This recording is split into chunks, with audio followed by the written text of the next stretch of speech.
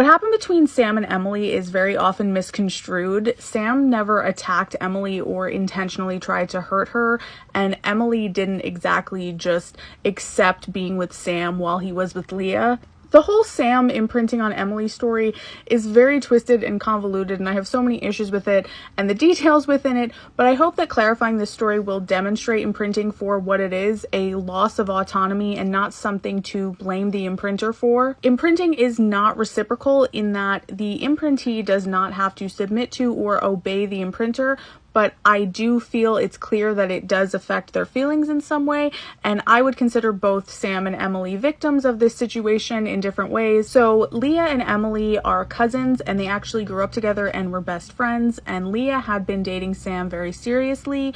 Emily had met Sam several times, and they were friendly, and Emily really approved of Sam and thought he was very good for Leah. According to the guide, Emily had a really terrible, narcissistic boyfriend who Leah did not approve of, and eventually Emily broke up with him.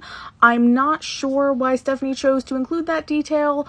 I don't like it. But anyway, Sam was the first werewolf to shift when the Cullens moved into town, and it was very difficult and scary for him. He had nobody really to guide him, and he went missing for a while, and when he returned, it put a strain on his and Leah's relationship because he couldn't tell her his secret or what had happened. And Emily hears about all this through Leah, and she's Leah's shoulder to cry on throughout the whole thing. So Sam and Leah are still together, but things are weird. So one day, Emily visits the Clearwaters for a barbecue with Leah, and she sees Sam there for the first time since he's phased, and Sam looks Emily in the eyes and he imprints on her. Sam feels ashamed and horrified, and it's in that moment that he starts to truly loathe the Cullens because they've also turned him into a liar and a traitor. So he walks away, and he later goes back and breaks up with Leah because he still loves Leah. He actually still feels the same way about her and is still in love with her, but he knows that it would be impossible to have a relationship with her under the circumstances because it can't compare to the overwhelming need to love and serve Emily that he now has. But of course, he doesn't tell her that he's a werewolf and he imprinted. So from Emily's perspective, she thought Sam's behavior was strange when he walked up to her and looked at her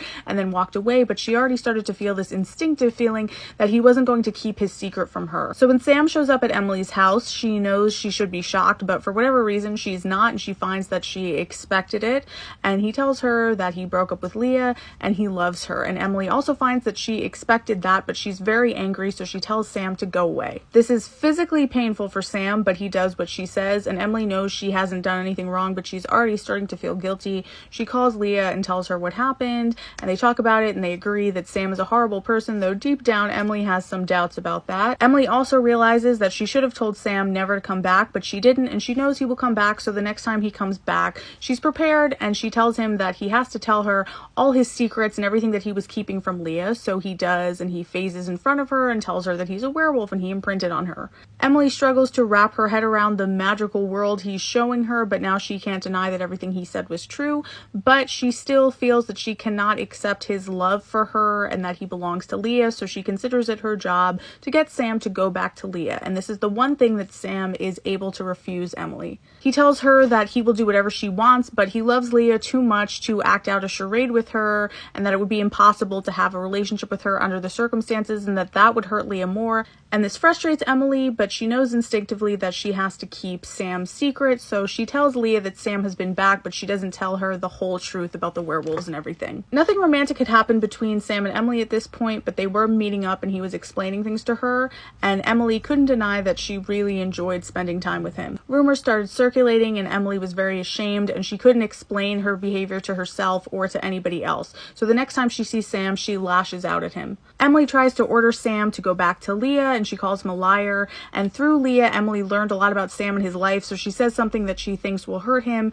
and calls him a coward like his father. This upsets Sam, and he puts his hand up to try to warn Emily away because he feels himself losing control, and Emily misinterprets it and is just happy that she's finally gotten to him and gotten him angry, and he loses control without a second to react and phases in front of her. And that's how Emily gets her scars. She gets scratched just as a result of being too close to him while he transforms. He wasn't trying to attack her or anything. And Emily is very disoriented, but she understands how the accident happened, and she's not mad at Sam, but she can't communicate that. She instinctively knows that Sam is going to be devastated, so when Emily is in the hospital, Sam goes to see her, and he asks Emily to tell him to unalive himself because he is so miserable and guilt-ridden and devastated that he doesn't want to live anymore, but he can't do that without Emily's permission. And Emily realizes how little free will he has outside of her wishes, and she assures him that that is not what she wants, and she realizes that she wants Sam with her. And at that point, Emily realizes that it's inevitable that she and Sam would be together, and she stops fighting it. Now, of course, Leah was rightfully very hurt and devastated by this whole thing, but when she shifted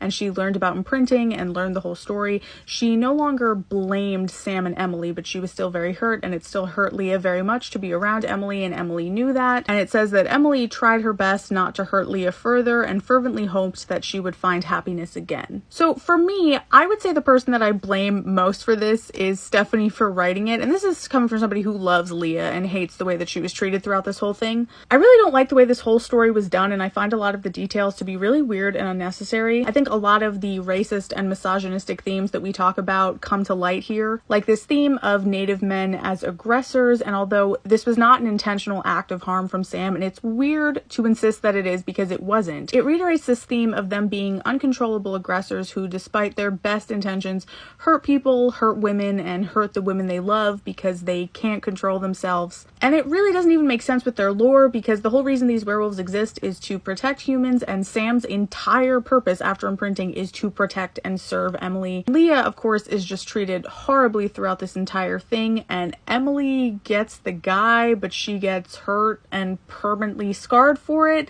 I think it also demonstrates that imprinting does seem to affect the imprintee in some way, although it's not reciprocal. Like, technically, the imprintee is the one who decides the nature of the relationship, and they give the orders, and we do see that through Sam and Emily, but Stephanie never really writes imprints to be anything but a romantic tie. Eventually, right? Like, she writes them to be, like, meant to be together. So I don't think Emily was ever really going to be written to do anything but be romantic with Sam. I think it's very clear that the imprint affected her in some way, and I never hated Sam or Emily. I know some people are very weary of them, and I do understand that. I do not like the way that Leah is treated either. I felt bad for both of them. I personally never had, like, a malicious interpretation of Sam and Emily, but more than anything, I hope this demonstrates imprinting for what it is, and that you can consider this before you blame certain other characters for their imprints on certain demon children that they didn't want and could not have chosen, because that is definitely not something to blame them for.